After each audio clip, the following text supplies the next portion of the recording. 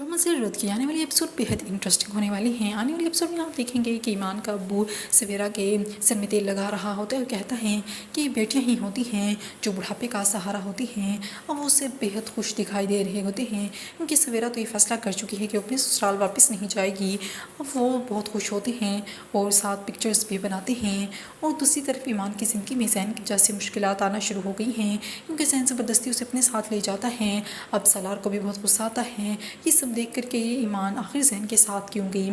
ज़ैन जो कि ईमान से बेहद मोहब्बत करता है वो ये बात हरगिज़ बर्दाश्त नहीं कर पाता कि उसकी बीवी ज़ैन के साथ गई है क्योंकि उसकी बीवी पहले ज़ैन से मोहब्बत करती थी। उसे ये बात हरगिज़ बर्दाश्त नहीं है। और दूसरी तरफ ज़ैन भी इस पछतावे का शिकार हो रहा है कि ईमान से उसकी शादी सिर्फ जमील की वजह से नहीं हो पाई। उसे तो ये मालूम ही नहीं कि इस सब के पीछे उसकी माँ भी थी। इसीलिए अब ज़ैन उसकी बहनों से लड़ने आ पहुँचता है और उसे हाथापाई करता है, उसे थप्पड़ भी मारता है और कहता है कि सिर्फ और सिर्फ तुम्हारी वजह से मेरी माँ से शादी नहीं हो पाई। और उस पर बहुत ज़्यादा गुस्सा भी करता है लेकिन उसे इस बात का कोई फ़र्क नहीं पड़ता। और दूसरी तरफ सलार भी बहुत अपसेट दिखाई दे रहा है। ये सब देखने के बाद कि ईमान ज़ैन के साथ गई थी, ईमान उसे ये भी बता देती है कि उसे धोखे से लेकर गया था।